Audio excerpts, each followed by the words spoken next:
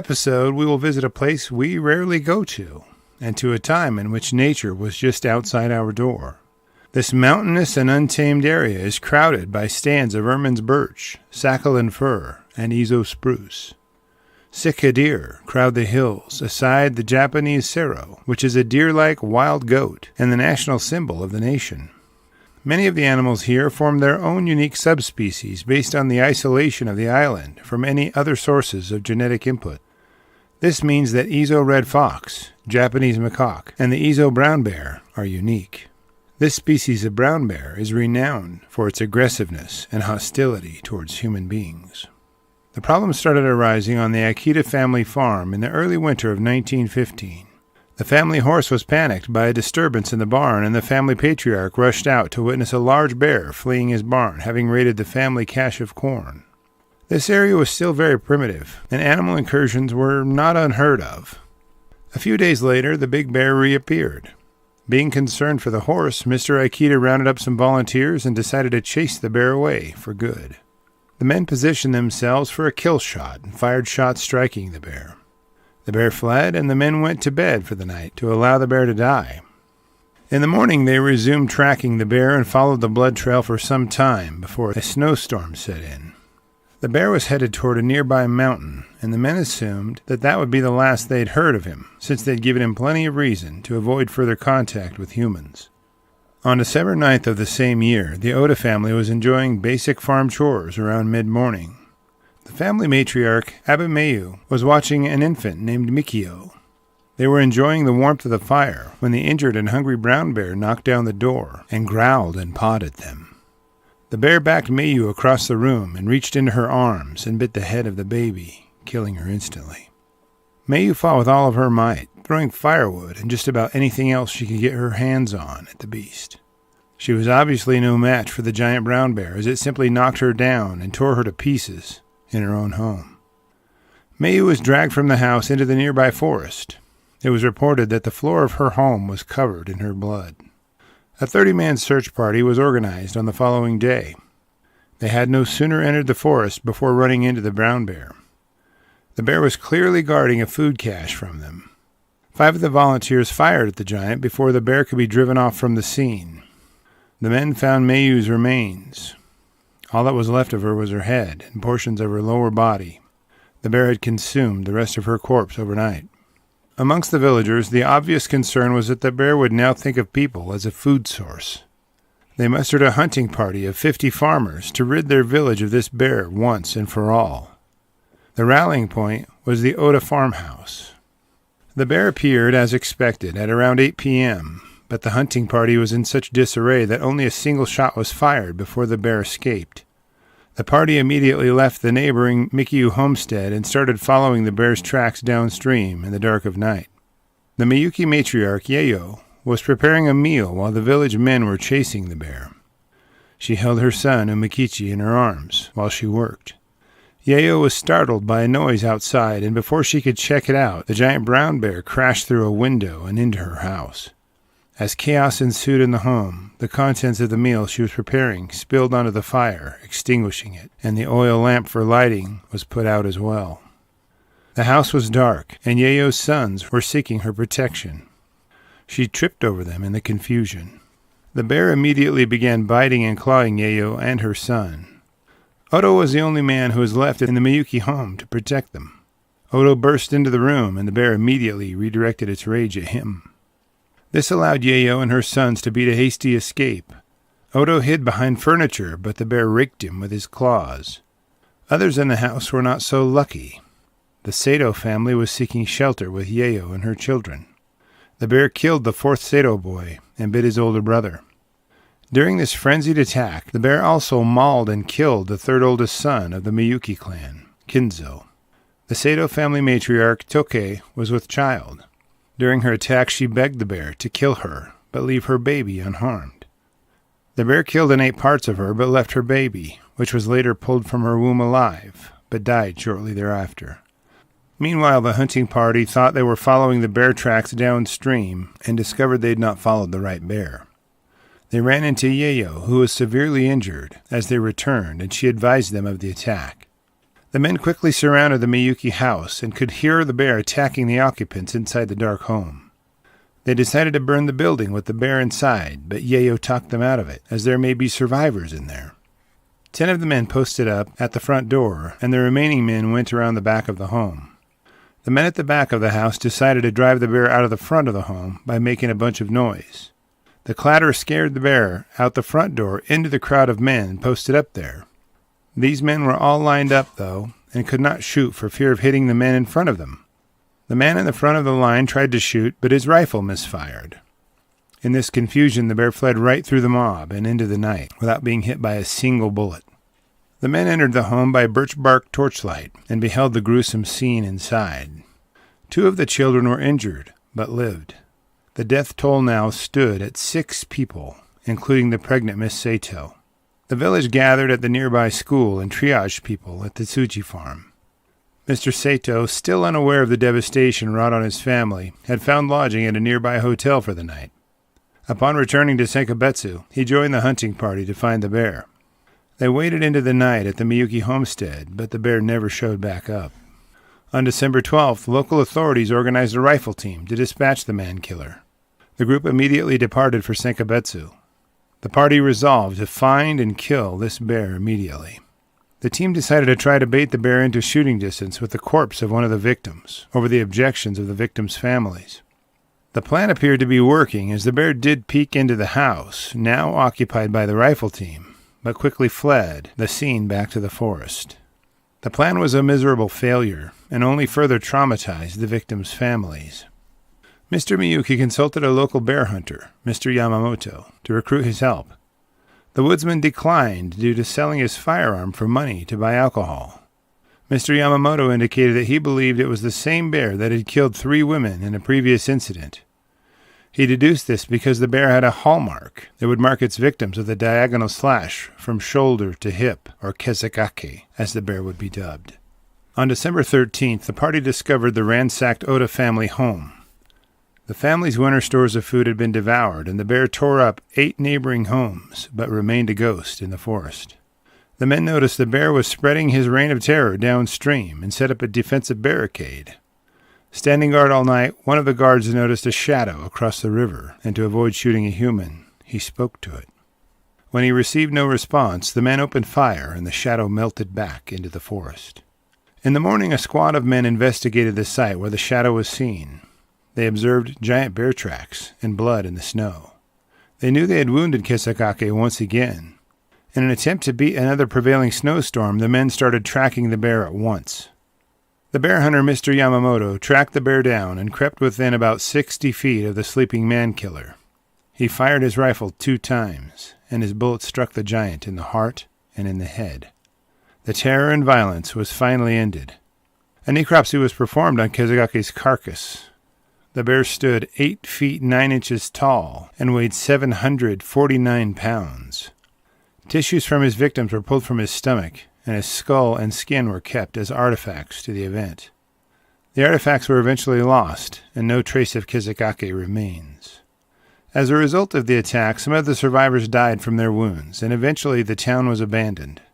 Experts believe Kisakake woke from hibernation due to lack of food. It is believed that human settlement affected the bear's natural source of food. After reviewing the details of this episode, I have a few questions for you. Do you think Kisakake was awakened from hibernation, even though he weighed 749 pounds? Do you attribute the bear's ability to escape the hunters to ineptitude, or was it due to the terror giant bears stir in our minds?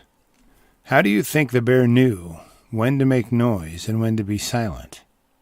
What would the villagers have done if they didn't have the snow to show where Kisakake had traveled? I will gladly read and answer your thoughts, so please post them in the comments section below, and let's talk about it. Welcome back to Scary Bear Attacks. Today's episode takes us to the Japanese island of Hokkaido.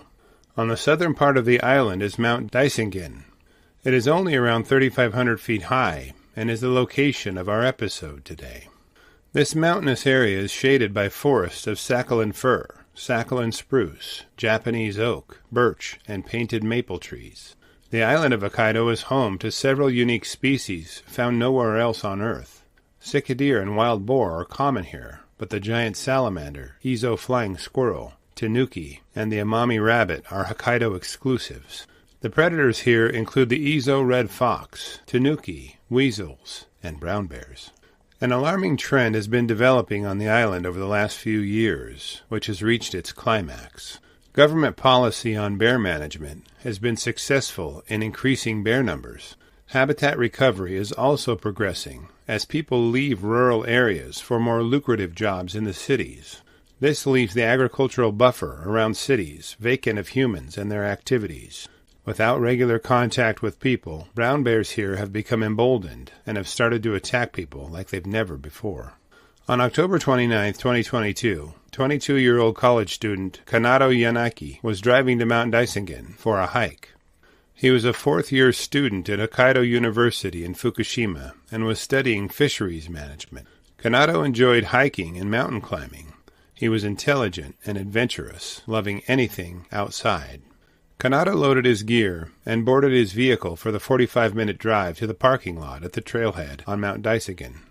The winding road rises from the coastal highway at sea level to just below the peak at 3,500 feet high. Each bend in the road represented an ever-improving view of the forest eventually giving way to the ocean. Upon arriving at the trailhead, Kanado parked his car and headed up the trail toward the peak, but he was not seen again after leaving his home. Earlier in the summer of 2022, 54-year-old fisherman Toshihiro Nishikawa was fishing for sakhalin taimen in Lake Shimoronai in the northern part of the island. Taimen are similar to North American steelhead, but are much larger.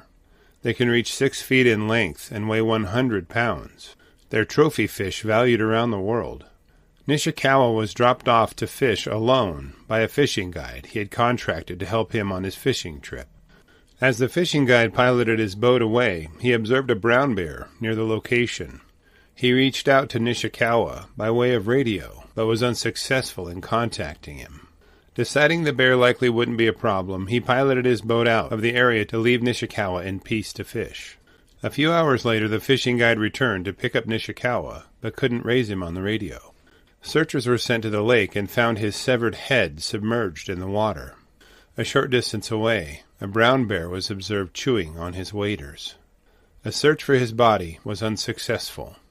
Local police organized a bear hunt and killed a brown bear, but weren't sure if it was the bear that killed Nishikawa. Authorities issued public warnings to citizens who were planning on venturing into the forests. On October 31, 2022, just a few days after Kanado disappeared, 3 firefighters were out for a hike on Mount Daisingen. They climbed about halfway up the mountain when they decided to sit down and rest. While they were resting, a brown bear emerged from the brush and began attacking the men. The bear first knocked one of the firefighters down and began to bite him furiously.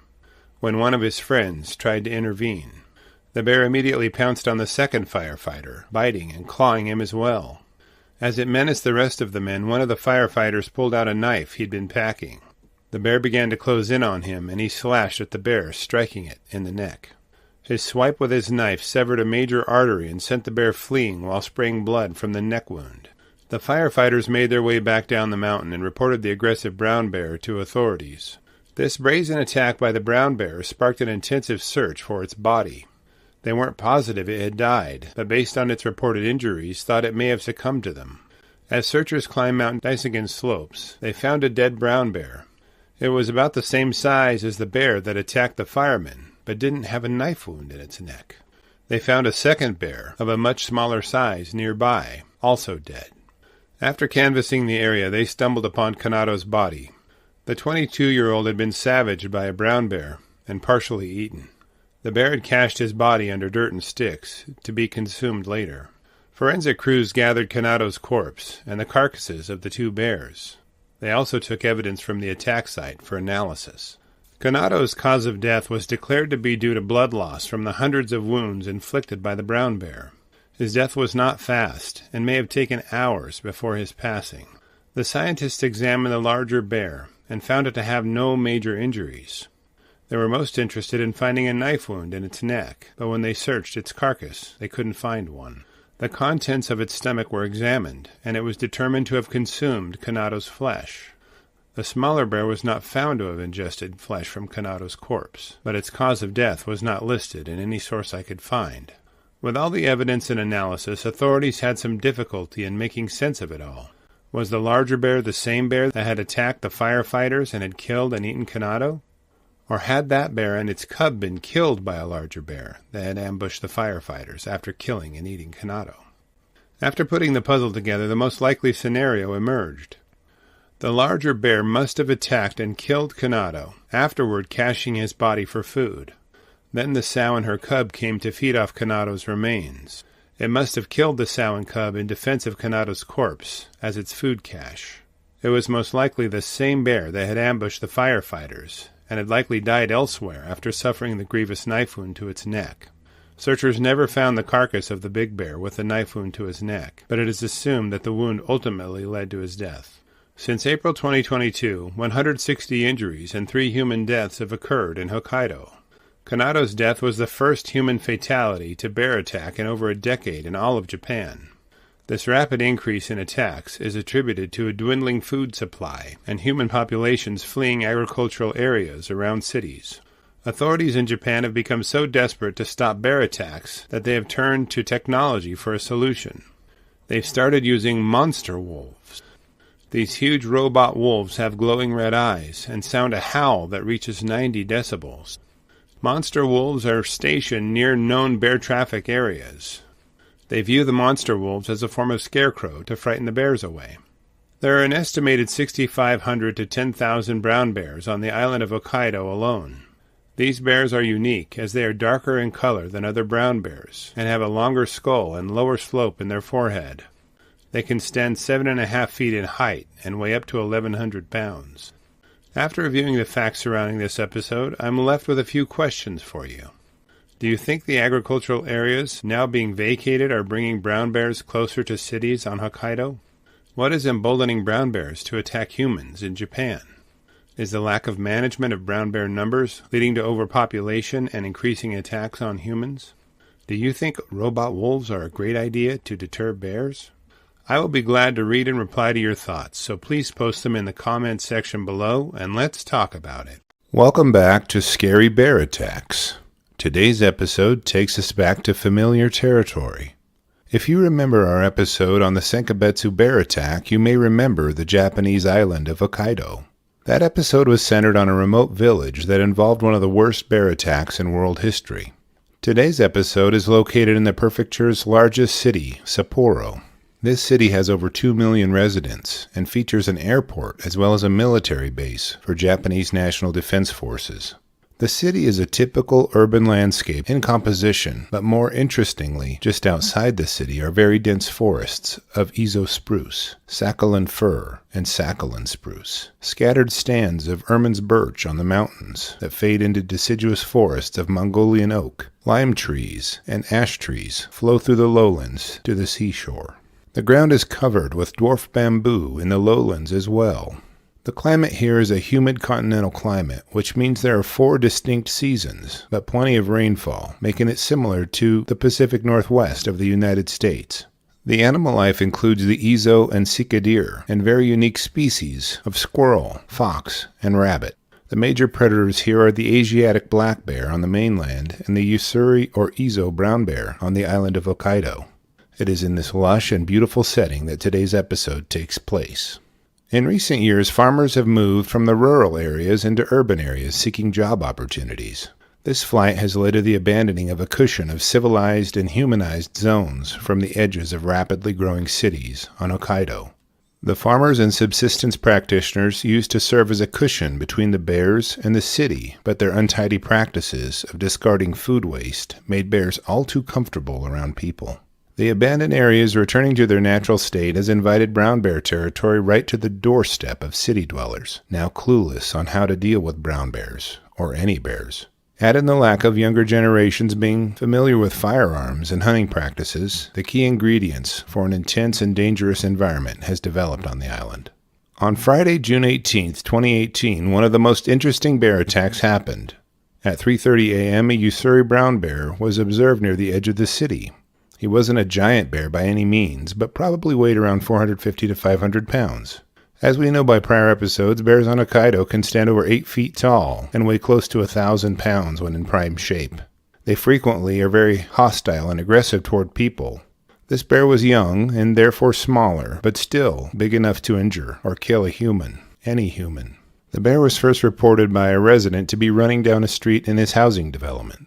The hapless onlooker filmed the odd sight of the bear with his cell phone as he followed the bear in his vehicle. Soon other neighbors observed the bear as well, and reports of the bear began rolling in.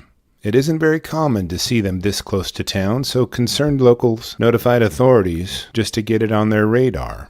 Police issued a public warning about the sighting, but given the hour, not many residents took notice in time to head off the catastrophe. At about 6 a.m., a 70-year-old man was taking the household trash out. He was just a few yards from his front door and was bent over placing the trash into a bin to dispose of it. The elderly gentleman was not aware that the bear had been spotted in the area and was distracted by the chore he was doing. The bear crept up from behind the man and surprised him. It swiped at his back with its claws and gashed his skin. He was completely taken off guard and faltered toward the ground as the bear bounded down the block away. He then made his way inside and reached out to medical professionals for assistance, continuing the chain of alarms through the city officials and safety officers. As reports rolled into authorities about the bear, the animal trod a mysterious path through the city. As it ran by a resident in her 80s, the bear apparently reached out and randomly slashed her with its claws on her arm and terrified her for a few seconds before loping further down the residential road. Fortunately, her physical wounds were superficial, but the damage, the terror inflicted by the attack, is likely to go on for the rest of her life. Somewhere between the prior attack and the next, the bear ran upon a man in his 40s who was walking down the street. The bear bit into the man's arms and legs in numerous places. It used its claws and teeth to tear at the man's chest and back as he fought for his life. By the time the bear was finished with this attack, the man suffered numerous claw and bite wounds across nearly his entire body and suffered severe injuries, including a fractured sternum. As the wounded man lay incapacitated on the ground, the bear departed the scene and ran further into the city. If you notice, these attacks seem to ramp up in confusion, intensity, and seriousness. The longer the bear loped through the city, the more frustrated it became, but still continued toward the heart of the city. By 7:50 a.m., the bear was followed by a news reporter in a vehicle. As the reporter filmed the bear dashing through the town, it seemed to panic at being followed and approached a large metal gate blocking a road into a military barracks for the ground forces of Japan. As soldiers tried to bar the gate and ran about in panic, the bear gripped the door and pried it open, winning the tug-of-war it had with a brave soldier trying to keep it from entering. As the door flung wide, the bear charged the man and pushed him a few feet, then it slashed him across the chest. The soldier collapsed to the ground as the bear ran off, seeming to seek an escape from the unavoidable bombardment of its senses from the bustle of the city. Continuing on its chaotic dash through Sapporo, the bear next scaled a fence and entered the runway of an adjacent airport around 8:15 a.m. Given the amount of confusion the bear had already created in the city, the airport officials were quick to shut down the runways, which caused delays in flights. This seemed to be the only place the bear could find a measure of solace and escape from the honking horns and roaring engines of the streets. It spent the better part of an hour at the airport before it dashed toward the fence surrounding the runways. It apparently saw the trees nearby and hoped to find seclusion there. It scaled the fence, dashed across several more lanes of traffic, and disappeared into the forest, with local authorities soon arriving to give chase. A local hunting club was notified of the bear's escapades after the barracks attack and attacks on citizens. They grabbed their high-powered hunting rifles and responded to the threat to their city's peace and safety. They soon found where the bear had hidden itself and surrounded it in a stand of trees. 5 shots rang out as they extinguished the bear's life and ended the chaos it wrought on the citizens of Sapporo. The standing tally was 4 people injured and 1 bear dead. As in each episode, we have to examine the cause behind such tragic events. Many people consider the behavior and frenzy of the bear to be linked to the possibility that it smelled a sow and estrus in the forest across the city, or mistook a scent from the city as such. Given that the city of Sapporo is about 9 miles across at its shortest distance, I find this unlikely. Although bears are known to have the keenest sense of smell, the scent of a sow and estrus would have to dominate the smells from the city between them. This possibility is implausible, at best. That leaves open the possibility that the sow may have been located within the city. Given the dangers to a bear and the harassment it would experience with the noise of the city, it doesn't seem realistic either. So I'm asking you, why did the bear run toward traffic and noise? Why did it continue toward the heart of the city when the easiest way to avoid it would have been to turn around and run back into the forest from which it came? Did too much competition for prime breeding or feeding ground force it into the city? Did the farmlands that buffered the city in prior decades receding bring bear populations too close to it? Are the bear populations overrunning their resources after hunting faded from cultural significance? Welcome back to Scary Bear Attacks. Today's episode takes us to the Jizo River in the Gunma Prefecture in central Japan. This area is at a relatively high elevation and is part of the Kanto Plain. It's covered in dense forests so thick that rivers can't be seen on satellite images. There are small farms scattered across this area and many houses. Struggling to preserve its natural state, Gunma still retains 14% of its territory in national parks. Gunma territory totals a little over 2,400 square miles and holds nearly 2 million people, which puts the human population density at almost 800 people per square mile. This area receives about 45 inches of rainfall each year and has an average temperature of 57 degrees Fahrenheit. This wet and warm climate supports forests of moss-covered cypress trees, umbrella pine, hemlock, white pine, and yew trees. Deciduous trees that flourish here include oak and camphor, as well as other hardwoods. The swamps host Japanese sero, which is a unique-looking antelope. Sika deer and macaque monkeys can be seen dashing through the forests and haunting the trees. The predators in this area include the tanuki, Asiatic black bears, and massive brown bears. The bears that call Gunma Province rely heavily on skunk cabbage and bamboo shoots for the bulk of the plant material in their diets. Patches of these plants grow in concentrations that entice the bears to feed there, and which may be defended by the bears from interlopers into what they view as their food.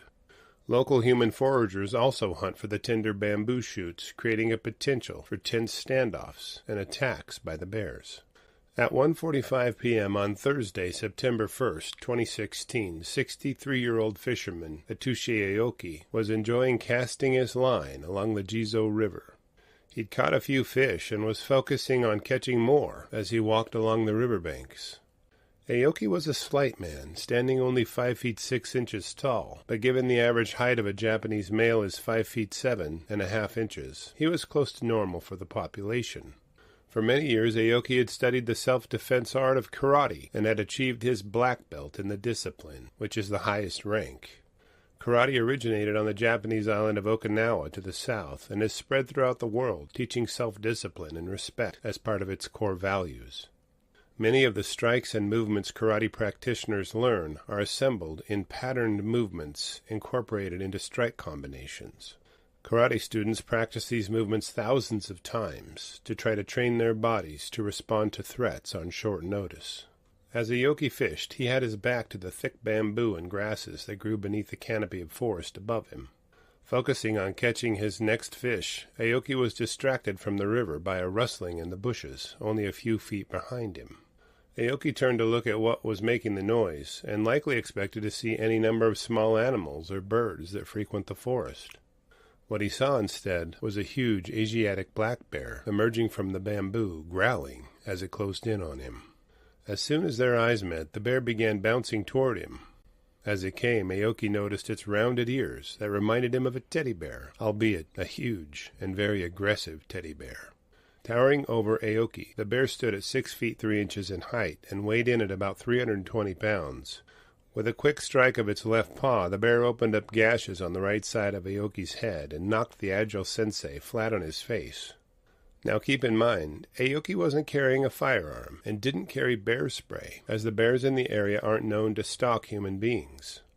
His only weapons he could have improvised a defense with were his fishing poles and his hands. He opted to utilize his hands as his training had taught him to do. As soon as Aoki fell on his chest, the bear cuffed him with its paws, which flipped him over onto his back. Aoki kicked at the bear, which brought his foot within biting distance. The bear clamped its jaws onto his right lower leg and drove its teeth into his flesh. Incensed by the jolting pain and recognition of the bear's intentions, Aoki sprung back to his feet as soon as the bear released its first bite. The man realized that he had to kill the bear, or it would kill him. Due to his training, Aoki assumed his karate defense stance with his right hand forward and feet apart. As the dueling duo circled each other, the bear lunged forward and wrapped its paws around Aoki's shoulders. It raked its claws across his back, opening up gashes as it bit into his right shoulder. Aoki pushed back on the bear, but it was immovable and easily overpowered him each time he tried to force it in any direction. Each time he reached toward the bear, it bit holes in his arms as it blocked each of Aoki's attacks. Seeing an opening, Aoki reached up and struck it with a punch right between the eyes. The bear retreated a few feet and eyed Aoki up and down for a few seconds. It stood on its hind feet and stretched out its paws as if it were taking its own martial arts stance. Aoki wasn't going to wait to see what move the bear was going to do next. He jabbed out with two of his fingers toward the bear's eyes. His strikes were powerful and accurate, coming straight toward the bear, and he repeatedly jabbed the bear in its most vulnerable place. It didn't take long before the bear decided that Aoki had won the fight and fled into the forest. Realizing he had won the fight, Aoki focused on assessing his injuries and getting medical attention. He rounded up his fishing gear and even remembered to pick up his stringer of fish. After hiking back to his car, he loaded his gear and catch a fish before heading toward the nearest hospital in the town of Naganohara. Upon arriving at the hospital, Aoki calmly walked into the emergency room entrance, sporting his blood-spotted and tattered clothes. The medical staff listened to him recount his encounter with the bear as they cleaned his wounds and closed them with sutures. Within a few hours, Aoki was released to heal at his home. As for the bear, there was no action taken against it, and authorities undoubtedly figured it had learned its lessons. I guess they figured losing an eye had been lesson enough for it.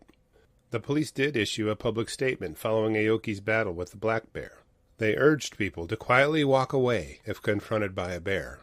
They also indicated that under no circumstances should anyone try to fight a bear. It's kind of a statement as to the toughness of the Japanese people that the authorities would even think they have to make such a public notice. After reviewing the facts surrounding this episode, the stanza from a James Brown song comes to mind. I don't know karate, but I know crazy. Do you think Mr. Miyagi's crane technique would have knocked this black bear out like it did Johnny Lawrence in the movie Karate Kid? Do you think this attack was predatory or defensive? Was the bear after Aoki's fish?